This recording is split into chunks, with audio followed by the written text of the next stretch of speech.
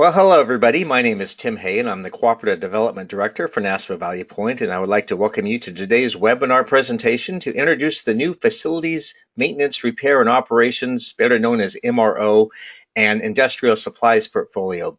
On the call with us today, we have Shirley Smith from the state of Oregon and also Shannon Berry from NASPA Valley Point, and we're going to walk you through the new portfolio offering for Facilities MRO.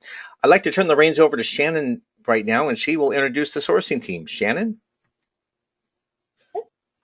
Thanks, Tim. I would like to give special thanks and acknowledge our lead, Shirley Smith, with the state of Oregon, and our sourcing team members from Florida, Nevada, Michigan, Oregon, and Massachusetts. All the hard work they dedicated to this project is very much appreciated. I'll turn it over now to Shirley Smith to go over the solicitation process and details of the new master agreement. Shirley? Thank you, Shannon. Some of the things that we'll talk about today is, one of the main things is the purpose that this was put in place. It mainly was to establish multiple agreements in regards to the facilities, MROs, and industrial supplies. And we put these in place for state governments. That means and includes their departments and agencies under them, institutions of higher education, and they utilize these quite a bit. Political subdivisions, and that could be schools, colleges, counties, cities, and so forth. Here in Oregon, we consider those ORCAP members. The District of Columbia, as well as territories of the United States and other eligible entities, but those are subject to the approval of the participating entities, procurement director, and compliance with the local statutory and regulatory provisions, and they are considered purchasing entities.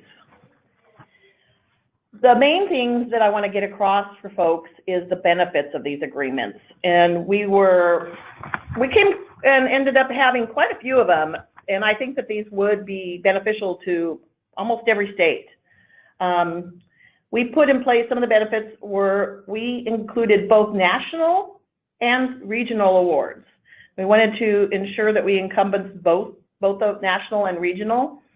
Nationwide coverage offered were for 8 of the suppliers awarded, and representatives located throughout each state, as well as 5 regional awards. One of the next benefits was 8 categories were awarded to the specialty suppliers, and that was, I think, a pretty good benefit to especially states that have those benefits in regards to the specialty suppliers. Percentage discounts was big for each product category, and those are set for the term of the master agreements. So those percentages that you would see on the master agreements, those are set for the whole term of the 5 years on the master. Customers may also negotiate deeper discounts. So when customers, the state PAs put in place, the customer's agency, they can contact the vendor and possibly get deeper discounts. We also have online customized catalogs, the ordering and reporting capabilities. That's a big benefit this time going around. And of course, P cards are accepted by all of the suppliers. And a lot of state agencies and folks are utilizing those P cards more and more these days. One of the next benefits that I like is the environmental preferable products. They're available with third-party requirements. And states may negotiate additional specific environmental requirements in their own participating addendum. We allowed for that. And of course, Oregon being green, that's one of my preferred ones. Free product training availability. All of the suppliers that were awarded provide and offer free product training. And that can be maybe possibly to your facility folks. It can go deep down if necessary. Disaster recovery emergency assistance. That's one of mine specifically, because being part of Oregon Emergency Preparedness Team, I wanted to ensure that there was going to be, some kind of a plan by these vendors to supply not only for Oregon, because I'm part of our Oregon team, but also for states, to ensure that they have something in place that states can look at and be sure that those, the MRO suppliers can offer and support other states in time of emergency. Volume discounts and growth incentives. There are several in each of the master agreements. Each vendor supported either volume discounts or growth incentives or both. So I highly encourage folks to really look at the master agreements that were put in place. Vendor machine programs, vending machine offerings, some vendors supplied them, some vendors don't. So look at the master agreements again. It's clear who does and who doesn't. But we made sure that we incorporated that, and I know that there's a lot of agencies and agencies for each of the states that appreciate those vending machine programs. Some of the things I want to go over with you all so you're aware of is the RFP process. We put the RFP in place, we being me and the sourcing team members along with Shannon. It was a group effort. It went very well. I have a great group of sourcing team members as well as Shannon on board with this. And the RFP was advertised on our system November 15th of 2017. We provided and allowed for question and answers and clarification periods, which of course was from November 15th through the December 21st date. We closed the proposals January 5th. We evaluated, our evaluation period, and the sourcing team came up to Portland, Oregon, and we evaluated from January 5th through February 16th. We issued the notice to award on our ORPN system, and that's Oregon's procurement system, on March 1st of 2018. And we being Oregon, allow for protest periods, and the intent to award protest period ended March 8th. Contract term, the initial term is for 1 year with an option for 4-year renewals. And we have contracts, of course, the 13 are in place. The masters start when the contract is executed, and then it ends, the first renewal year is June 30th of 2019. The process in regards to receiving proposals, we received 31 proposals that needed to be evaluated by the evaluation team. And the sourcing team evaluated, there were 16 that we came up with that were awarded initially. And that was the intent to award that I posted on the ORPN system, was for the 16. There were 3 of them that formally withdrew, and they were for very good reasons. And I won't go into the details, but they were not because of anything that was the process in regards to the solicitation and the awards and such. They were for their own company reasons they withdrew. The evaluation criteria assigned a score for each criterion between 0 and 5. With 0 being failure, they had no response whatsoever, and 5 being superior, they met all of the requirements. Minimum mandatory pass-fails, we had those. They had to meet those before they would move on to be evaluated. So we gave them several sections, 3.1, 3.2, 3.3, 3.4, and 3.5 of the RFP, if you all want to look back at those. Offers must have stated that their willingness and demonstrate ability to satisfy all the requirements in proposal. A National Value Point Master Agreement statement of compliance, participating state terms and conditions. An offeror must identify how it will meet or exceed all requirements in the proposal. Offeror provided statement regarding data security, and nowadays data security is pretty important, and even on the MRO, believe it or not. So the next is the criteria was the technical criteria, which the evaluators had scored. And there were 5 evaluators who scored, and we had 2 subject matter experts on the sourcing team. The technical response evaluated were the experience and capabilities, and they could have scored up to 20. Volume discounts, they could have scored up to 10. Scope of work score up to 30. Administrative and marketing, they could have scored up to 20. Additional services, they could have scored up to 5. And cost scoring was a total of 40. The product categories that we offered for this MRO, we had where vendors could propose on all exclusive the 15 categories.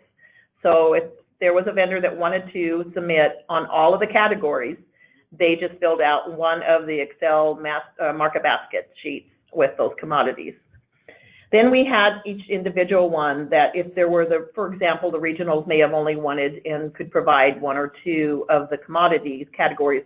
We didn't want to eliminate them, so we allowed them to propose on those and only if they so chose to. So the main 15 categories were janitorial equipment and supplies. That does not include the sanitation, cleaning chemicals. Sanitation, cleaning chemicals, and that does not include the janitorial equipment and supplies. Fasteners, material handling, plumbing, power sources, outdoor garden. The next ones are lamps, lighting, and ballasts, HVAC, hand tools, power tools, excluding automotive-related tools and products, electrical, paint, security, safety, and that does not include the public safety equipment. Now, I want to clarify a little something on that because I have heard from some folks, states and vendors and alike.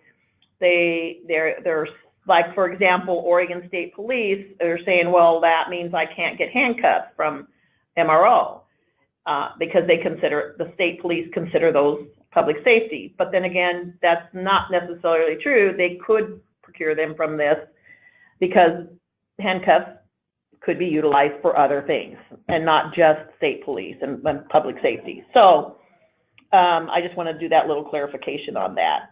And if anybody has questions about anything as the lead state, please contact me.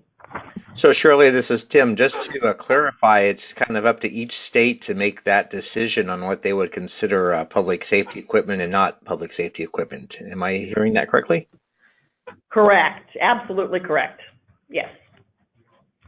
Because some states may not, have issues with it, but if the state does, then they need to contact, and so each state determines their own. So awarded vendors. Again, we had ended up with 13. So we had awarded to Fastenal, and they are a national award. They had all the categories. Granger was awarded a national with all the categories. MSC was awarded a national with all the categories. Noble also was awarded national with all the categories. Then we had North Coast that was issued with all the was regional, but all the categories.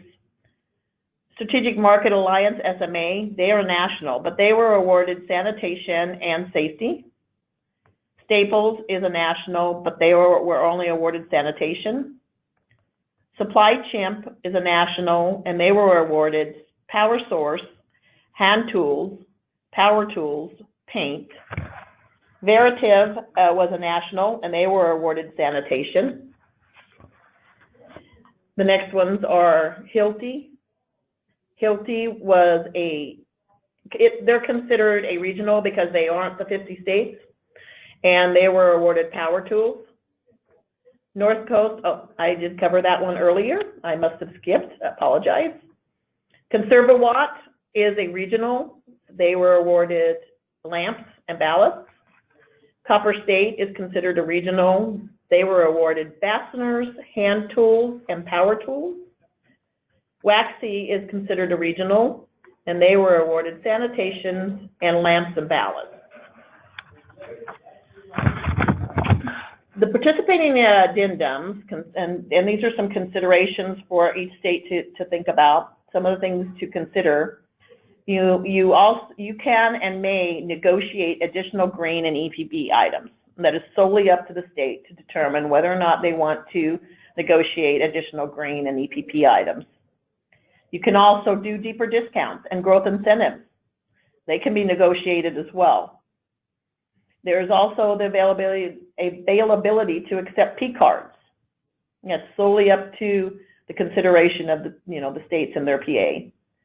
Additional services offered by the suppliers. There may be other additional services that the supplier may offer. And product sourcing outside of the contract award category. And I just had gotten an email from a state in regards to this specifically, and I showed them where to go in the Exhibit B of the Masters. And then on-site vending machine services. Those are negotiable at the state level as well. And here is my contact information for you all. If anybody has any questions and comments, let me know. Feedback is appreciated as well. Again, I can't, as Tim mentioned, I can't tell states, what to negotiate, but I can offer you those that I just talked about, some considerations that the states can look at. And if the states do have questions of me, please contact me. It's not a problem at all. That's my role as the lead. I'm going to now turn it over to Tim Hay to discuss the portion of participating addendum. All righty, Shirley, thank you very much. So I'll just take a few minutes here to discuss the participating addendum process with NASPA Value Point. So all 50 states and the District of Columbia have executed a memorandum of agreement with NASPO that allows them to use any one of our NASPA Value Point portfolios. We have roughly 64 different contract portfolios right now, and all of those portfolios are available for the NASPO member states to utilize through that memorandum of agreement. Now, before you go down the road of executing a participating addendum, we would like to remind you to start with the model participating addendum document first. It is available on each of the contractors' web pages, and I'll show you that here in a few minutes. We encourage everyone to use this form as the starting document. A lot of states have old templates of participating addendums that have outdated terms and conditions and outdated terminology in those documents. We ask that you discard those and start with the most current participating addendum document out on the website. Also, do not attach your standard boilerplate. Shirley and the sourcing team have gone through great lengths to negotiate the terms and conditions in these master agreements, and the master agreements have what we consider a lot of vanilla terms and conditions that are applicable to all 50 states. They may be worded slightly different, but they all have the same meaning, so we ask that you just don't automatically attach your standard boilerplate, because it does cause confusion and a whole lot more work on everybody's part. We ask that you only incorporate those special or unique terms and conditions that are not already included in the master agreement. And if you do use your own form of participating addendum, and a couple of states have already put together some pre-approved forms from NASPA Value Point, please ensure that all the terminology is correct and current, and there are no conflicts with the terms and conditions of the master agreement. So it's really important to look at all of those terms and conditions and to make sure everything is in harmony with each other. Now, there are through the participating addendum process, states and entities may select which contractors they want to use. As Shirley mentioned, we have 13 different contractors under this portfolio. States may choose to use all or some of these contractors.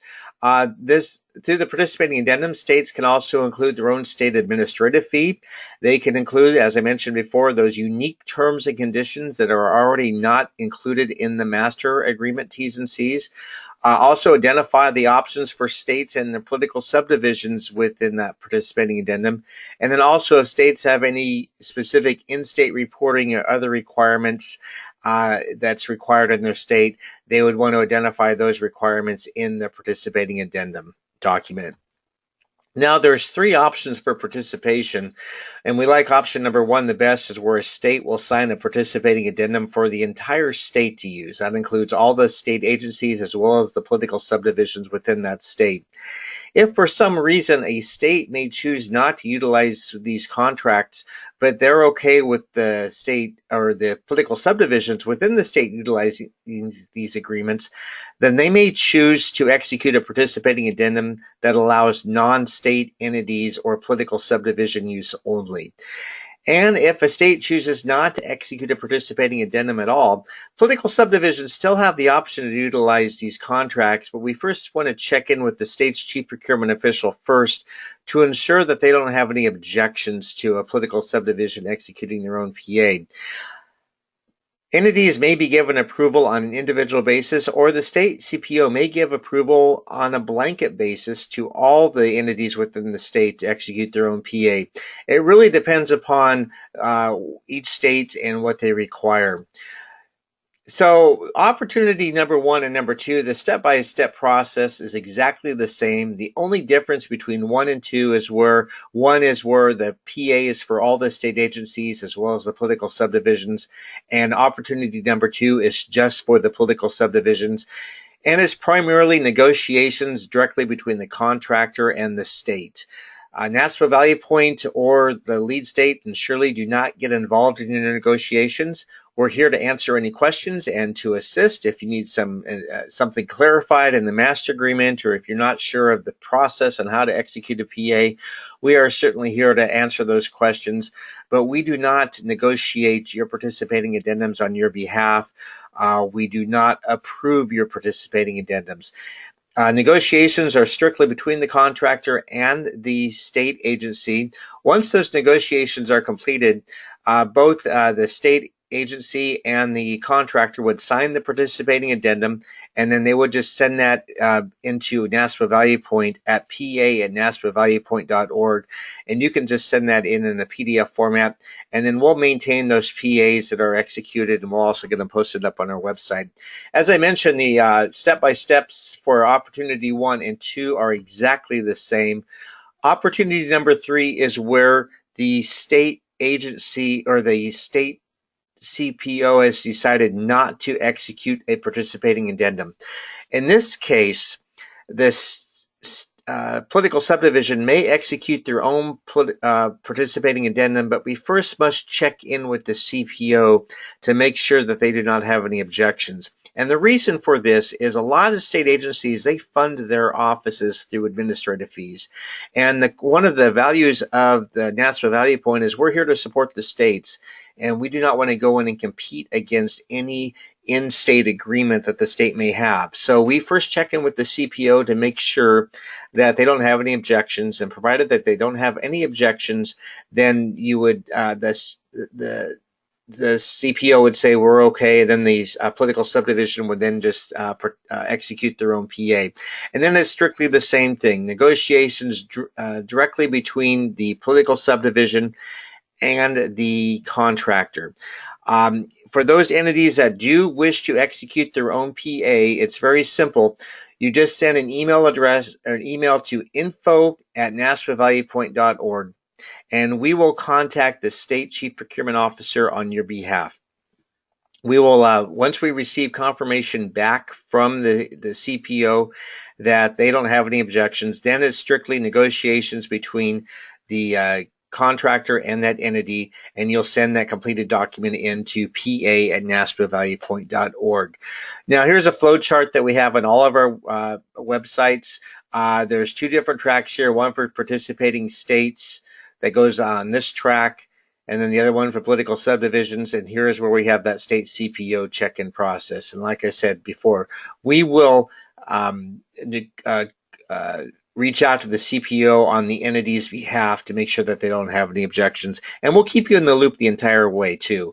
We'll make sure that you're copied in on all the emails just so you know what's going on. Now, here's something that's really important for political subdivisions. If the state has already executed a participating addendum that allows for political subdivisions to use, there is no need for that political subdivision to execute a separate participating addendum. In fact, we actually will not allow it. We will not accept a participating addendum that has already been where it's already been executed by the state. So please always check first to see if the state has executed a participating addendum, and if they have, then you should be able to execute your own purchases under that state PA. If the state has not executed the participating addendum, then you can still use the process I outlined earlier and contact us, and we'll reach out to the state CPO on your behalf and see if they don't have any objections to you executing your own participating addendum. Now, for those political subdivisions that need to have some sort of document that shows the transactional relationship between the political subdivision and the contractor, that is fine. Please utilize some other document other than the participating addendum. It could be some other form of a simple contract. It could be a purchase order. It could be some other type of document, and you do not need to send that document into us. Please only send those fully executed participating addendums into us, and we'll get them posted. Now, some things to remember. Sample participating addendums are located on the NASPA Value Point website under each master agreement, portfolio, and contractor. We will keep copies of the executed participating addendums in our own internal file system, and also we will post them up on NASPA Value Point. We will only post state executed participating addendums up on the NASPA Value Point website. So political subdivisions, please still send in those executed PAs. We will log them internally, but we will no longer be posting those up on the website. Participating states and entities will be identified on the map of the U.S. On each master agreement page as those PAs are executed. As I mentioned earlier, the lead state and NASPA Value Point do not get involved in your negotiations. We're here to answer any questions, but we do not approve or negotiate on your behalf. And we ask that you only submit completed and negotiated PAs with signatures from both parties to us. Sometimes we are copied in on emails in between the contractor and the state agencies wanting to execute PAs, and there might be a sample or a PA in draft form attached. We don't want to make the mistake of posting a participating addendum that has not been fully executed yet. So please only send in those executed participating addendums, and you can submit those PAs in a PDF format. That's fine. Now, just to show you where everything is located on the website, here is the NASPA Value Point website, and if you do a search for facilities, you'll see a couple of different facilities MROs that come up. This one right here is the old one and is actually going to expire in September of this year of 2018. So do not click on that one. The contracts that we're talking about today are under this new one that's got the 2018 to 2019 dates here. What you want to do is if you click on this, this will give you an overview of the portfolio. It gives Shirley's contact information right here. It just shows you when the start and stop dates are of the contracts and when the total terms are available. So these contracts actually have a total life term to 2023. Also down here are copies of the RFP that was released and all addendums that were released, as well as a contract summary sheet. Also a copy of the webinar will be posted on this website later today as well, right here on this section. If you click on the contractors tab, this will take you to all of the contractors that have executed master agreements under this portfolio. So we'll just pick on Granger right here. If you click on Granger, there's the contact information for Granger over here. There's the master agreement information right here, as well as the cost proposal and the redacted technical proposal.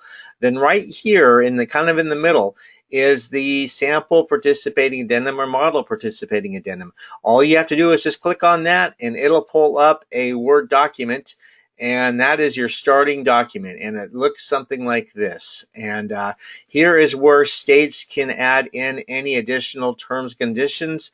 There's a spot right here where they could check yes or no if there's any T's and C's, and if there are, then they will insert those T's and C's right here.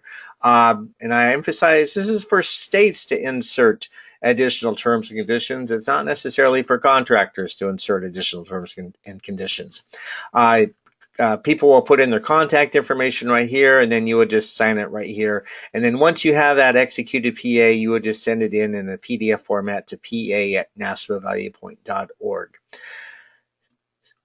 So going back to the presentation, we ask that you submit those PAs into us as they're executed, and we'll get them posted for you as soon as we can. And Shannon Berry is your primary point of contact from NASPA Value Point regarding the PA process or NASPA Value Point process questions, and her contact information is right here.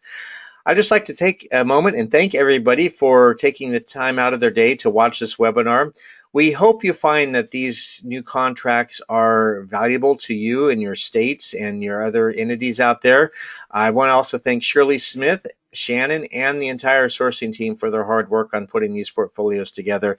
It did take some time. We had a couple of glitches along the way, but we finally came to a conclusion, and we have 13 great contracts out there for states to use. And we certainly hope you find these of value. If for any reason you see a way we might be able to improve these contracts in the future, feel free to reach out to either Shannon or Shirley and say, hey, look, we love these agreements, but maybe consider this next time we solicit. And we'll certainly be happy to take those notes down and consider that next time. And with that, I'd just like to thank you again for your participation and watching today's webinar and wish you a great day.